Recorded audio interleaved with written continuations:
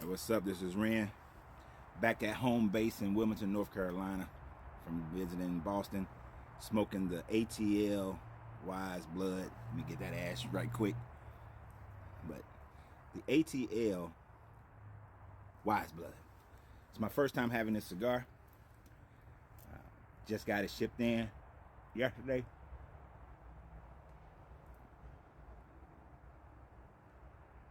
Gotta admit, good job. Good job. You guys down in my hometown, Leroy, y'all did a good job on this one. I like this one. Glad I got a whole box of them. So what we got, if I'm correct, this is an Ecuadorian wrapper. Definitely an Ecuadorian wrapper. It got that red pepper kick in it. And also, over the years, I've learned when the thickness of the wrapper, it's easy to confuse the Ecuadorian and the Nicaraguan Habanos, and based on just what the leaf looked like, its color and everything. But there's a difference in the thickness of the wrapper when it's burning that lets you know whether or not it's Ecuadorian or Nicaraguan. And the Nicaraguan wrapper is a little bit thicker. Not that one's better than the other, and that thickness, sometimes thickness make a difference, but not that in this case. It's just the difference of the leaf. You got different strength potentials, but they so close to each other. But this is definitely Ecuadorian wrapper, Habano. But because of that red pepper hit to it, I'm thinking it's the Rosado Ecuadorian wrapper. Most other Ecuadorian wrappers give you more of a pepper, but this one got like just a red. It got that red pepper instead of a black pepper hit to it, or a white pepper hit. So I'm gonna go with the Ecuadorian Rosado. Definitely some Nicaraguan. And y'all know how much I like my Nicaraguans. So I'm gonna say the Nicaraguan is in the filler. I'm gonna put that in the filler just because of the potency of it. Smoking like a nice, it started out kind of light, but now it's getting into is moving and progressing into a heavier medium. So yeah, I'm getting that earthiness, almost like a little graham cracker flavor profile in there. But there's also like a lemon zestiness to it, which is something I've never really experienced that in a cigar before. Never experienced that in a cigar. But it's almost like a lemon zestiness to it. I want my paper to burn, so I gotta peel this off. Oh, I'm struggling on the binder. See, at first, I would have thought that the wrapper was Nicaraguan because of the strength of the pepper that's coming through. But that strength of the pepper is stronger than it normally would be if you just had an Ecuadorian wrapper. So I'm going to go on a limb and say that the binder also have some Ecuadorian leaves in it. And there's something else that's giving it a little bit more of an earthy flavor, an earthy tone to it. But I would say Dominican, but it doesn't have that coffee hit. But I got my coffee right here.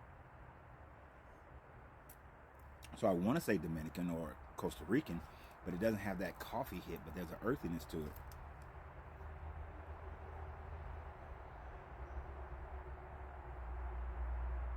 I'm at a loss. Because what I would think it would be, I've never had in a binder before. I've never had Connecticut in a binder. But it almost got like a Connecticut to it, where you would get that binder hit.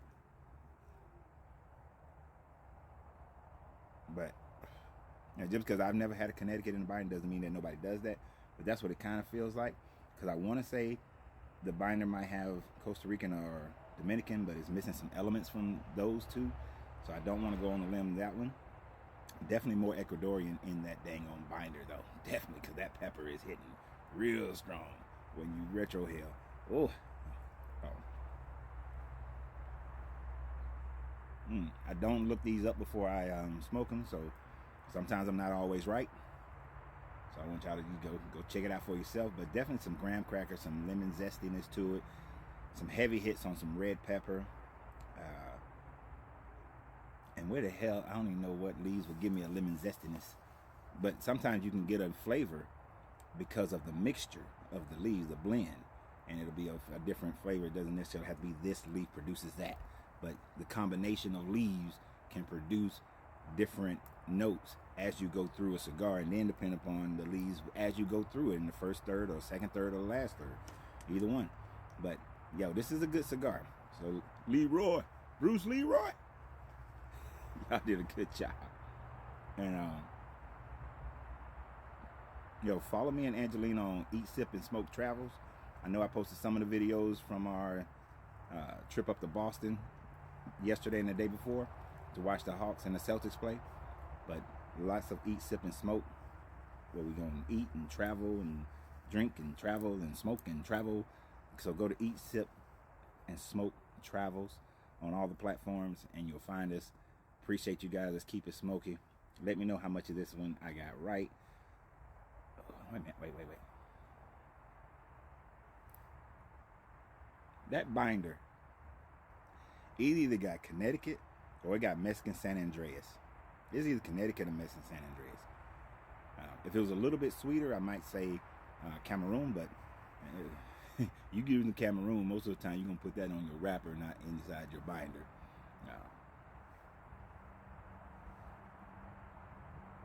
I'm mixed between some Mexican San Andreas. I know it's Ecuadorian in that binder, but I'm mixed. I'm about either Mexican San Andreas or Connecticut. It's one of those two. Also in the binder. The filler is definitely Nicaragua. So y'all know I like it because it got my Nicaragua.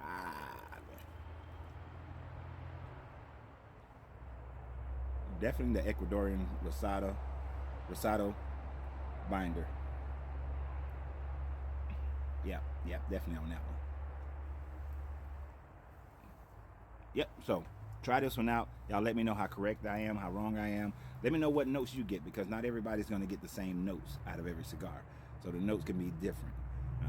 Depending upon your palate and how you built your palate up. But I spent especially the last 3 to 4 years, really building up my palate, utilizing the flavor wheel and all that sort of thing. And, to be able to identify these notes when they hit, because sometimes you're getting a note when you're retrohale, but if you haven't, like let's say you've never had dates, you would not know what that profile is. So that's the beauty of using the flavor wheel, is that as you try these different things, you learn to identify these notes, and so you know exactly what the flavor that you're smoking. And then just eating those fruits, or eating those things, or smelling those things, because you can't eat leather, so you smell leather, and you smoke a cigar that's supposed to have leather notes in it, and then that's how you'll know what the leather note is in a cigar. So let's keep it smoky. Go try y'all the ATL Wise Blood. I'm liking this one. It's gonna be in the regular rotation. So y'all have a great one. Always keep it smoky. And if you're ever in Wilmington, North Carolina, or if you know where I'm traveling to, hit me up. We riding cross country in March, from March 10th to March 31st, riding cross country. So I'll let y'all know the itinerary. If you're there, we're gonna hit every cigar lounge we possibly can going across country. Keep it smoky again.